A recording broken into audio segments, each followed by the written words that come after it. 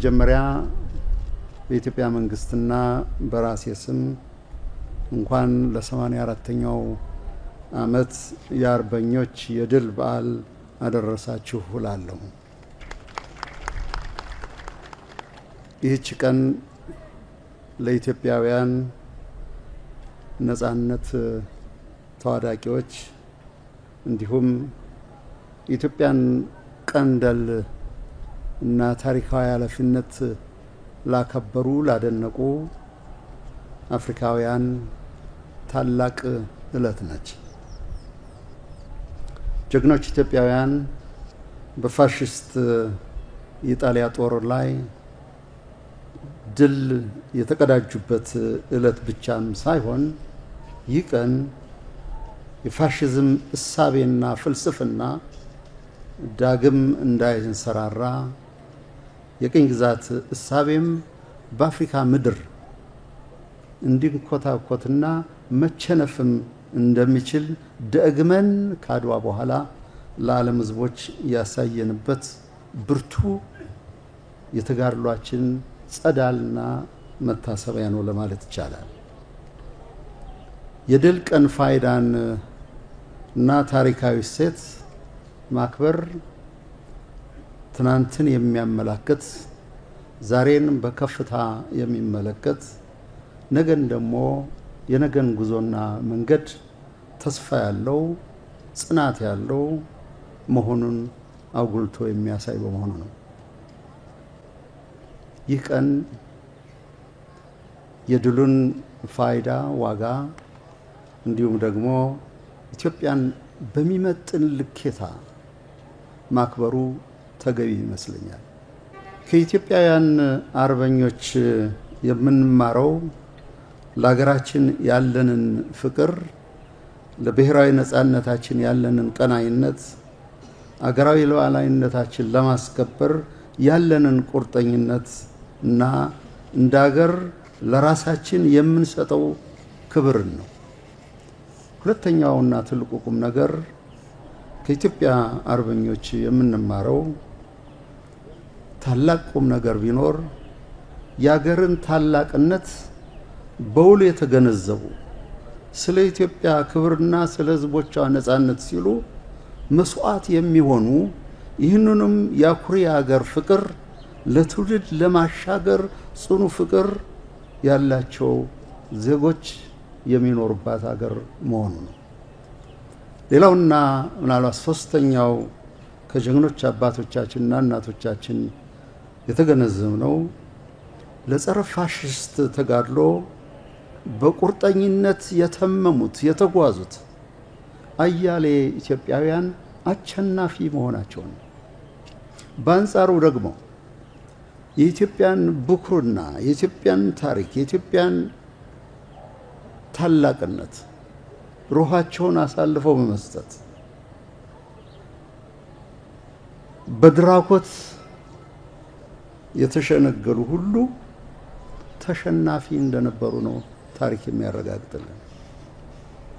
አራተኛው የዚህ በዓል ትልቁ ፋይዳ ሰላምና ነጻነትን መሻት ዓለም አቀፋዊ አስተምሮት፣ ዓለም አቀፋዊ ሴት ቢሆንም ለኛ ለኢትዮጵያውያን ሰላምና ነጻነትን ከሌላ ወገን ወይም ከውጭ ኃይል የምንማረው ወይም ደግሞ በችሮታ የሚለገስን ሳይሆን ቅኝ ገዢዎችን ለመመከት የተደረገው ተጋድሎ ፋሽስትን ለማንበርከክ ያደረግነው ፍልሚያ በራሳችን የነጻነት ብርቱ ፍላጎት የሰላም ቀናኢነት የተመሰረተ መሆኑ ዋናው ቁም ነገር ነው።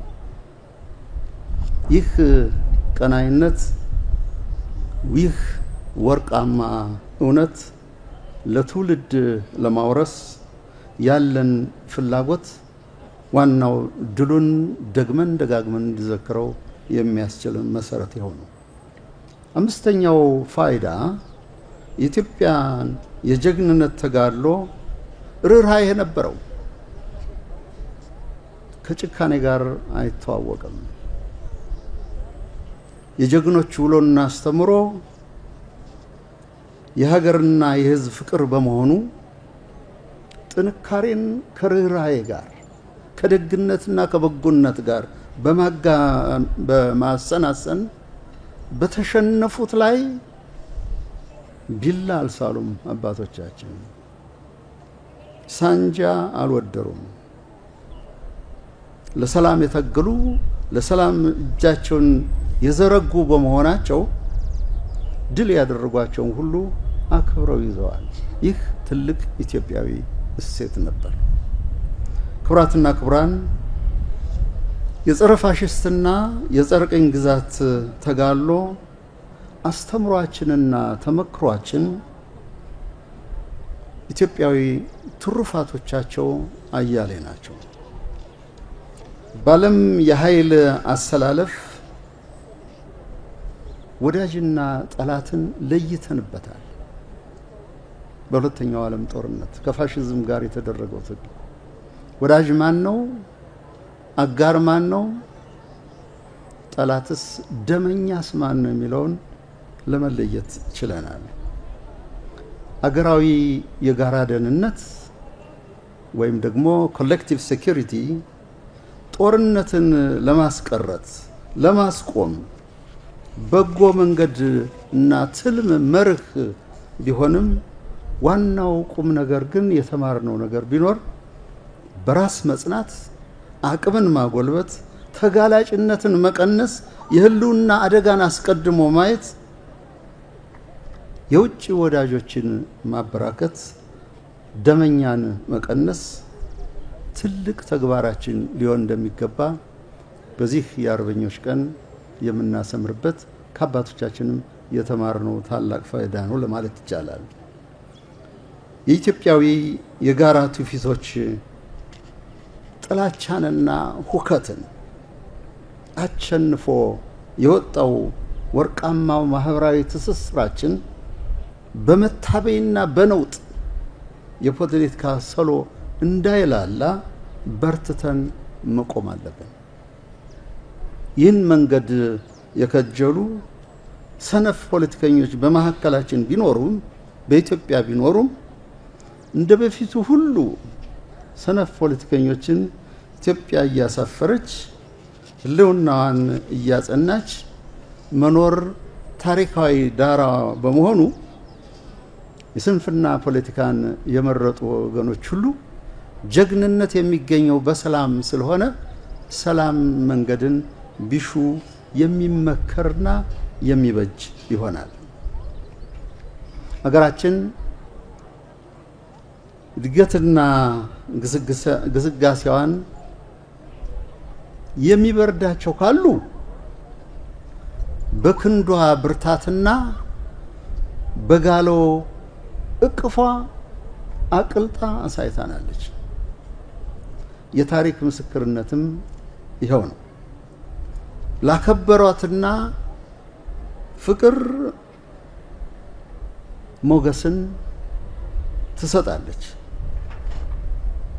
የጦርነት አታሞ የጎሰሙባትን ሞት የደገሱላትን በደመ ነፍስ የፖለቲካ ሐሳቤ ያወቋትን በህልውናዋ ላይ የሚመሳጠሩትን መስመር ታስይዛለች። ታሪካችን ይሄን ይመሰክራል።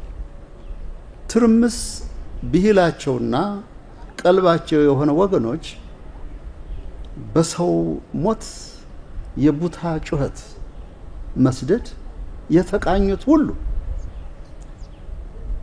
ለመገሰጽ ትሻለች። እድገቷ ግስጋሴዋ እና ለመዘመን ያላት ጥድፊያና ታታሪነት የማይመቻቸው ካሉም እንዲታረሙ ታሳስባለች፣ ትመክራለች። ነውጥ፣ ሁከት፣ ቱማታ የሰነፍ ጉዞ ነው። ጽንፈኝነት ካልተገራ መዳረሻው ህይወትን መቅጠፍ፣ አገርን ወደ ኋላ መጎተት፣ ወገንን መጉዳት እንዲሁም ደግሞ ሽብርተኝነትን ማንገስ ነው። የሰላምና የፍቅርና የእድገት ጎዳና ደግሞ የጎበዞች እና የብሩሆች መስመር ነው። ስለዚህ የኢትዮጵያን እድገት ለማፋጠን ዝምናዋን ለማትጋት ሁላችንም ለሰላም ጎበዞች መሆን ይኖርብናል። ለዚህም ኢትዮጵያ አሁን ባለችበት የእድገት ደረጃ የምታጠፋው ጊዜ የለም። የኢትዮጵያ ዘመን የኢትዮጵያ ጊዜ በመሆኑ ዋዛ ፈዛዛ ባልባሌ ሊጠፋ የሚችል ጊዜ የለም። እያንዳንዱ ደቂቃ እያንዳንዱ ሰዓት ኢትዮጵያን ከፍታ የሚያረጋግጥ በመሆኑ የዚህ አካል መሆን የሁሉም ኢትዮጵያዊ ኃላፊነትና ግዴታ ነው። ካለም የስልጣኔ ግስጋሴ ጋር አብሮ ሰልፍን አለማሳመር ብዙ ዋጋ ያስከፍላል። በመጨረሻም በዚህ ታላቅ የድል በዓል የምንዘክረው የሰላምንና የእድገትን አሸናፊነትና ድል በመሆኑ የኢትዮጵያን እድገት እንቅስቃሴ ማቆምም መግታትም የሚፈቀድ ተግባር አይሆንም። ስለዚህ የኢትዮጵያን ሕዝብ ሐሳብ የሚጋፋ የሚያዘገይ በኢትዮጵያ ላይ የሚመሳጠር ሁሉ ማሰብና ማስተዋል ደግሞም ማሰላሰል ይኖርበታል እላለሁ። ኢትዮጵያ ደምቃ ወደ ትክክለኛው ከፍታዋ እንድትራመድ ሰላማችን የጸና እንዲሆን ልክ እንደ ድሮ አባቶቻችን እናቶቻችን ለኢትዮጵያ ህልውና በየቦታው ለጽናቷ ለብርታቷ የምትታገሉ የመከላከያና የጸጥታ ኃይሎች ሁሉ ምንጊዜም ትታወሳላችሁ። ታሪክ ከናንተ ጎን ነው። ገድል የናንተ አጋር ነው። በመሆኑም ብርታታችሁ ይቀጥል። ምንጊዜም ኢትዮጵያ ታመሰግናለች። ኢትዮጵያ ለዘላለም ትኑር። አመሰግናለሁ።